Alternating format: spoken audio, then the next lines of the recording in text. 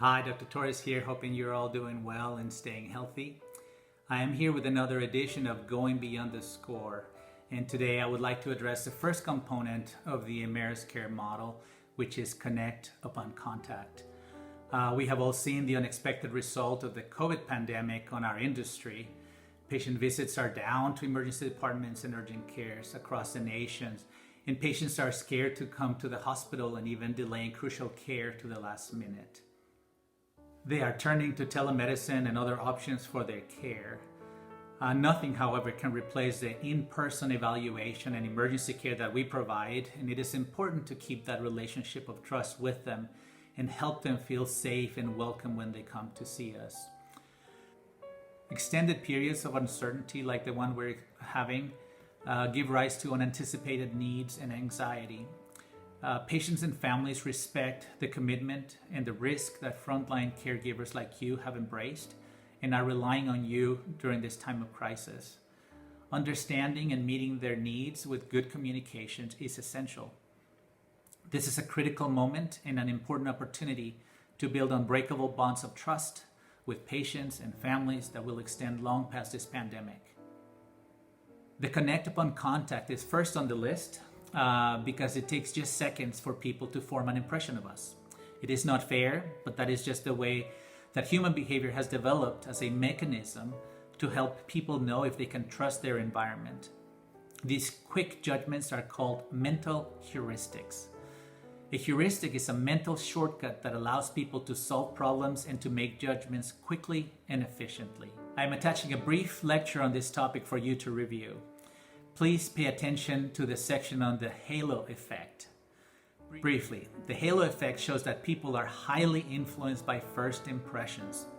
For example, if we present ourselves well-groomed, we wash our hands, we're wearing a mask, we have a friendly demeanor, our patients will use a mental heuristic to believe that we're a good person and a good professional. They will be more likely to be forgiving if there is a delay or a mistake is made, because their confirmation bias will not allow them to counter that first impression and judgment they made about us. A good first impression leads to trust, and that leads to medical compliance and better medical outcomes. So what things can we do to help them form a quick, good impression? We can use universal relationship skills. For example, make good eye contact and be aware of your body language and their body language. You can do this by sitting down at eye level and explaining to them that you want to take a good time to get a good history and that you're there to make sure that they're safe. You can also introduce yourself and your role. You can acknowledge the current situation with a core safety message.